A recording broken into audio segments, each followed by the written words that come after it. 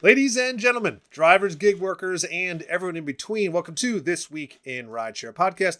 I am your host, Jared Hoffa. It is Friday, May 8th, and this week, Uber is using OpenAI, China puts the brakes on robotaxis, and DoorDash is offering relief. Legal Rideshare breaks it down.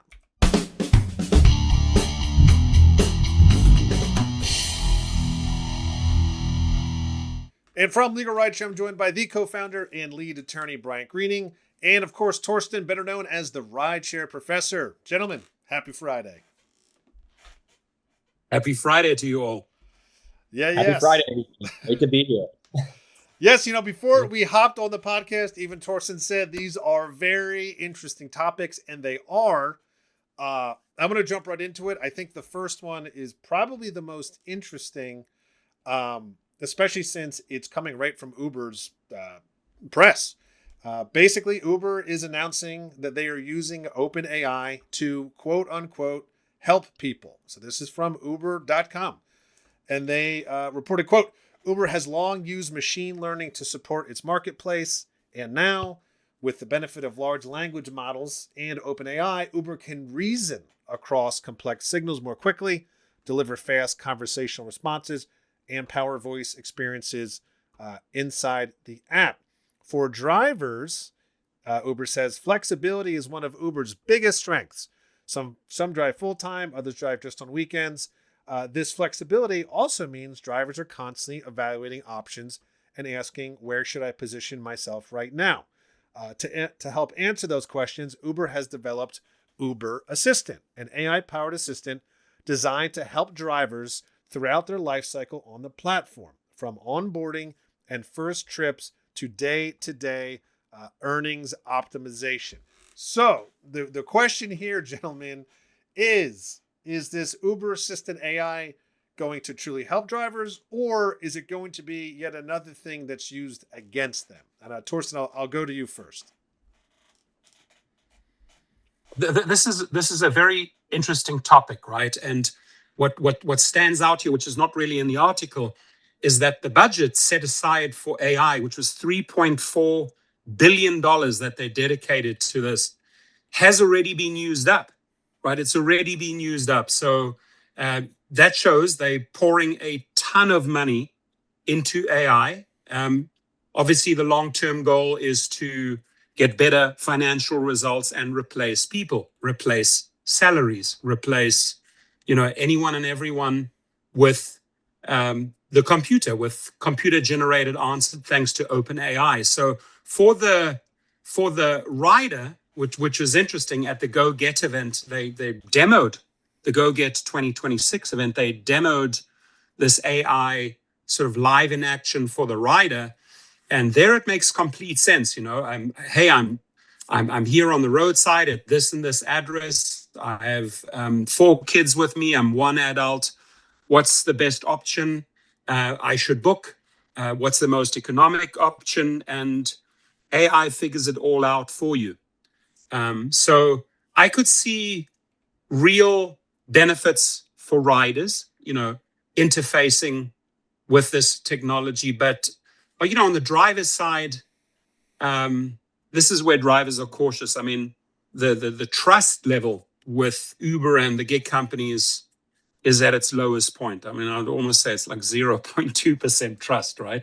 So, will I trust an AI model to supply me with the answers? I know my grid, I know my area, I know my times.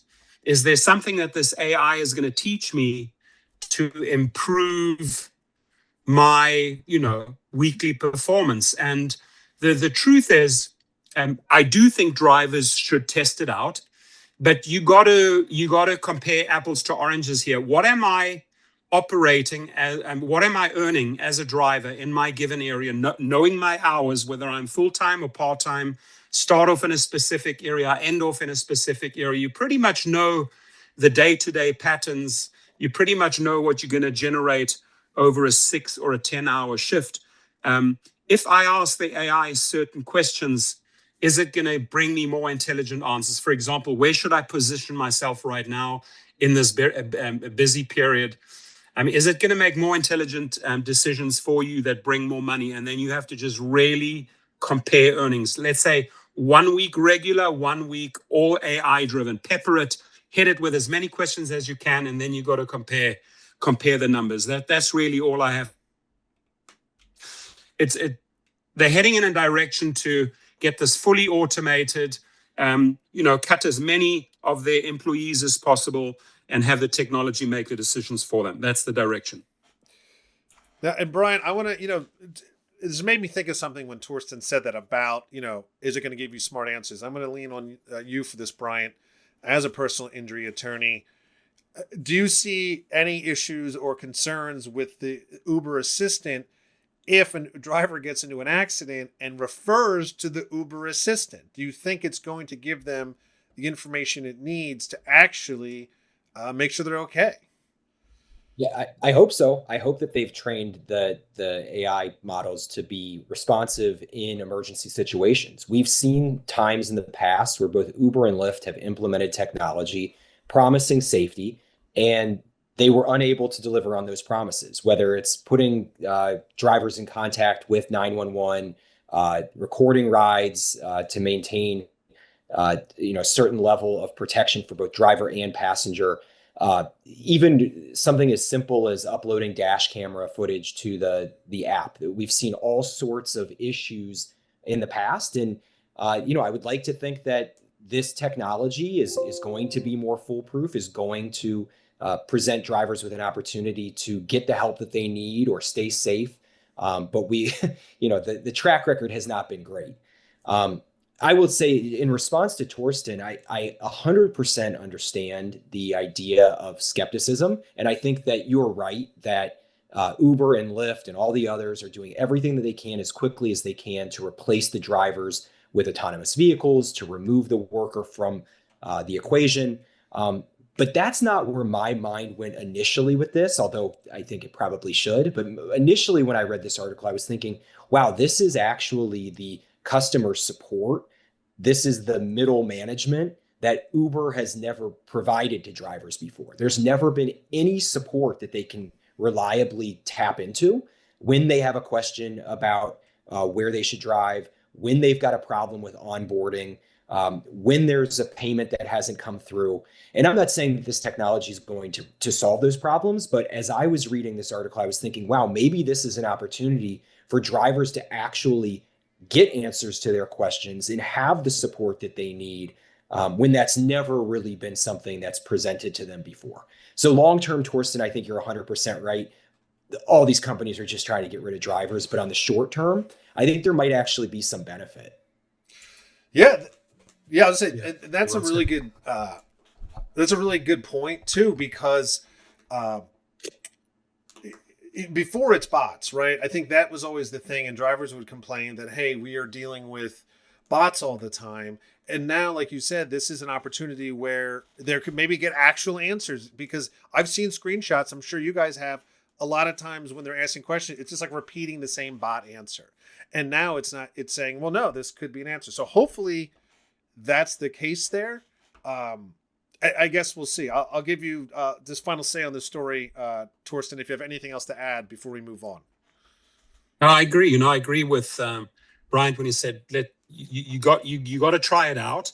You brought up very good points on the safety and security side.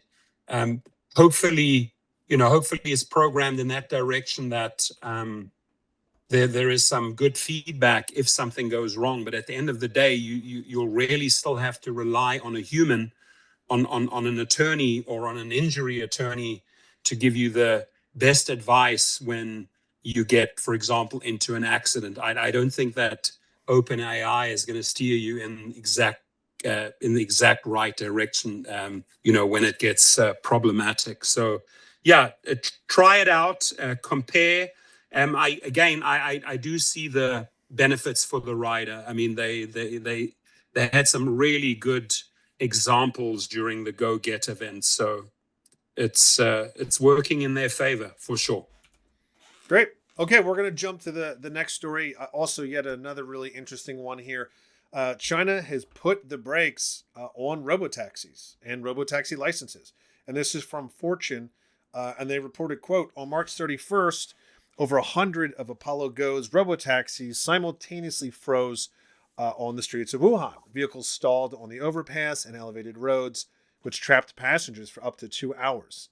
A few weeks later, Beijing suspended all new autonomous driving permits nationwide. The suspension blocked robotaxi companies from adding to their fleets, starting new tests, or expanding to additional cities. In the U.S., meanwhile, autonomous vehicles are driving into streetlights and even into the middle of ongoing crime scenes, as we talked about recently. In just 1 month in Austin, Tesla's robotaxis crashed into a fixed object on and in reverse, while also hitting trees, poles, buses, and trucks. The U.S. has no federal autonomous vehicle safety law. The Self-Drive Act of 2026, which would create the first law, basically remains a draft. Early versions in 2017 and 2021 died without passage. Now, I bring this up to you guys. My question to both of you, and I'll actually start with you, Bryant, is can we learn something from China? They seem to be way more proactive on this. And they've also been very tech forward, but it seems like if you compare in this story to how China is dealing with issues and America, one is hitting the brakes, the other has no brakes. That's how it feels. Yeah. No, that's exactly right. China's response was swift. It was decisive. I mean, to suspend all new autonomous driving permits nationwide, that's I mean, a very, very big hammer that they're dropping. Meanwhile, in the U.S., like there's no regulation. We've had all sorts of incidents. We've seen situations where there's been first responders who have been blocked. There's been car collisions. There's been school bus incidents where cars are pulling in front of kids who are trying to cross the street. And the federal government here has done nothing. The state governments have done essentially nothing. So I've been a proponent of regulating from the very beginning, making sure that the rules are in place, that we know exactly what the safety standards are, that there are specific standards that these companies need to meet before they're allowed to get on the road. And then if they fail to comply or have mishaps, that there's specific reporting, there's specific repercussions up to and including losing their licenses. So, China has been criticized in the past of, moving really quickly and, not putting up guardrails. Well, the United States often is seen as kind of the chief regulator and making everything slow.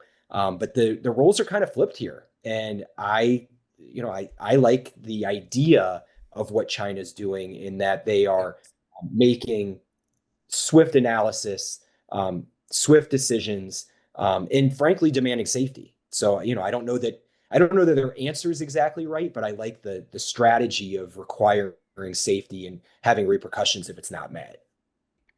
Yeah, and I'll just toss it to you, Torsten, your thoughts on, two different countries handling this two very different ways. I got to side with China on this one. Firstly, technologically, they don't want to be left behind. So they're in this race, regarding this AV, autonomous vehicle technology. But culturally, they are so different, right? Their regime, their government is not going to be embarrassed. The population takes this very serious. And, putting the handbrakes on this and saying, hey, go back to the drawing board, fix everything. We're not going to have another embarrassment like this in the media. So it makes the top people look silly in China. Whereas in the United States, it's sort of like the wild, wild west approach. Let's go out, do it, make mistakes, learn from the mistakes. The problem is there are no laws in place. These vehicles were immune from fines. They could do illegal U-turns. Only just the other day, they implemented fines on autonomous vehicles after all these first responders, etc., started saying, you're making our lives extremely difficult on roads. You're blocking intersections. You're driving into construction zones. You're driving into crime scenes. So America has a lot to do. And I think in our past discussions, I always said, take this off the grid. You have all the money in the world, Google Alphabet, Zeus, Amazon, build your little city in the desert, test this. The solution should not always be, hey, we have a software update for that. And I can just show you this picture right here, if you can see it. This was a vehicle that stopped school buses, and the answer was, oh no, we're gonna get a software update for that. All of this should be in place before these vehicles go on the road. So they're just waiting for a huge disaster to happen. I think the Chinese were one step ahead and said, fix it, and you can return.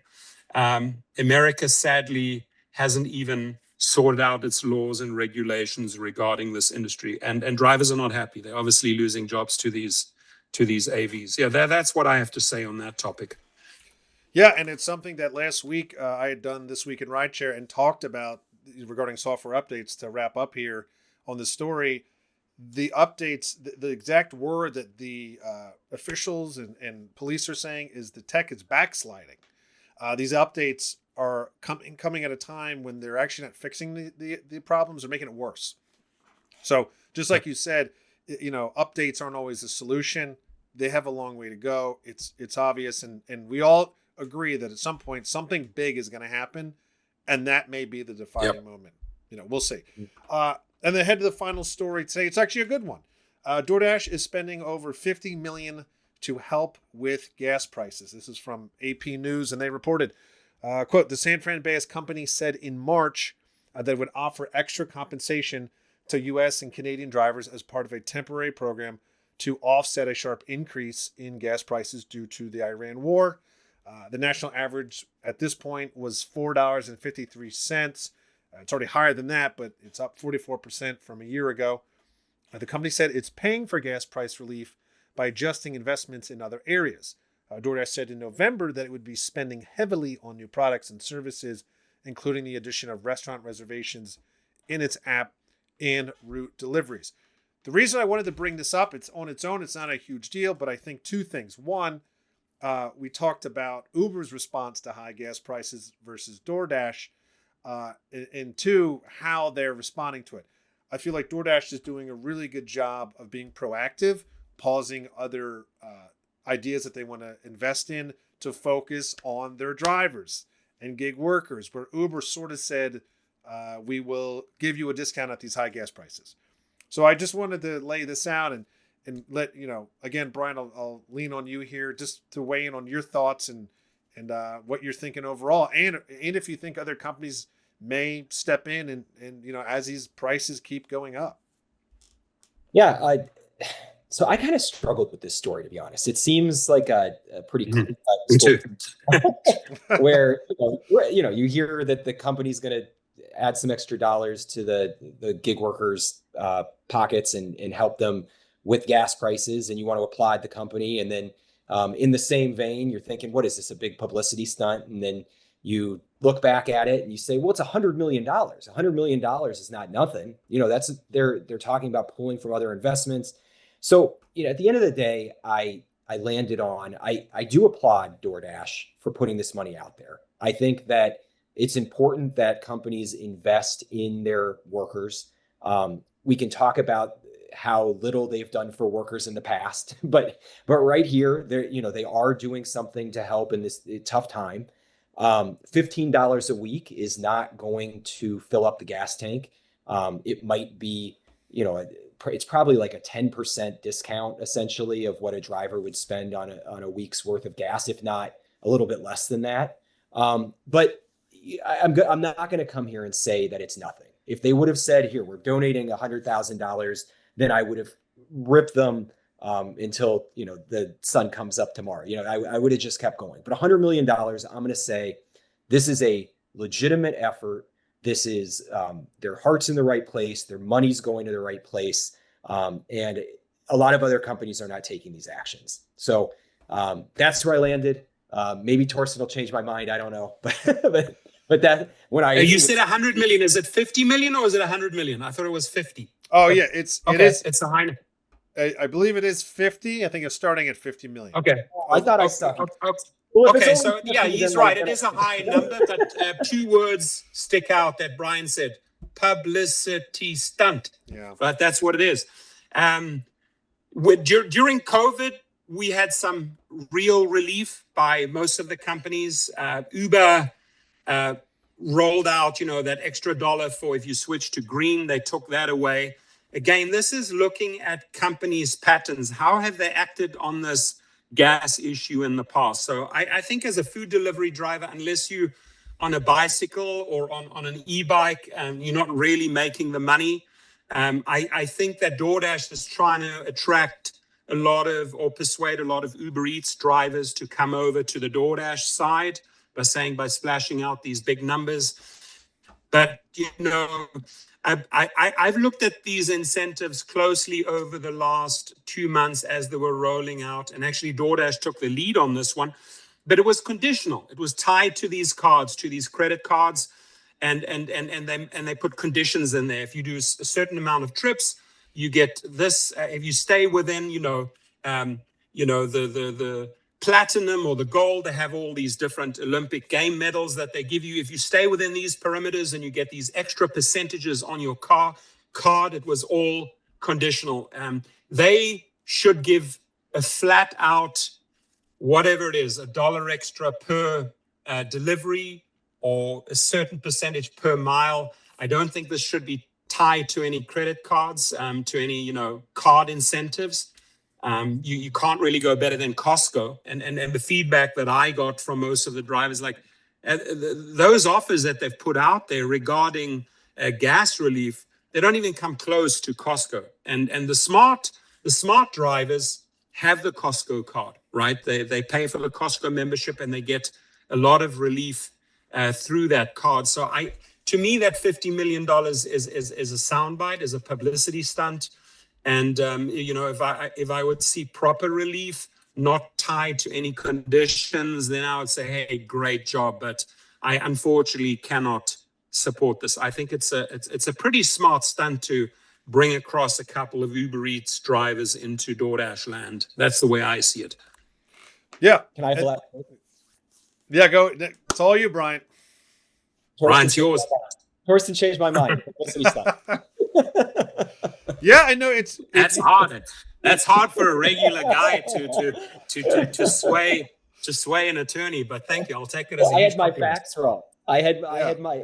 No, but I feel like you guys are both right on this. Yeah. And honestly, it's in a lot of, it's a publicity stunt. And you're right. When you said it rung a bell immediately about the COVID and then the green. You get extra money if you have an EV car. This seems to be the trick, and then it's sort of like a bait and switch, and then they reverse it and go, well, okay, well, we're turning that program off. And this article that they put out, right? It's sort of in the beginning, it was talking about gas relief, but then it really went into, hey, look how well our performance was in this quarter, right? So it was all about their numbers. So it's sort of like, hey, investors, we're doing something very nice for our drivers. And by the way, and the DoorDash went up 11% after that. Very similar story with Uber. Uber came out, made these huge announcements, didn't really address drivers and riders, just talked about, hey, we're enrolling more people, we're selling more memberships, the Uber One membership, and the stock spiked 9%. On DoorDash, it went up 11%. So it was a great. I mean, you're right, Brian. We're both on the same page. You use the words publicity stunt. I'll use the word publicity stunt. That's how I see it. Yeah. Yeah. Well said. Like I said, this is an interesting story. I loved, I wanted to hear your thoughts, and you guys nailed it. And, you swayed me on this for sure. That is the stories for this week. Thank you guys both, as you guys are rock stars as always. And as we like to do, we will give you guys the final say before we head into the weekend. And we will start with Torsten. I just want to say to my viewers and subscribers, my relationship with LegalRideshare has been a long, solid relationship where the company has taken care of all my referrals. Always get super good feedback from you guys when I refer a driver over. and it'll continue to head in that direction.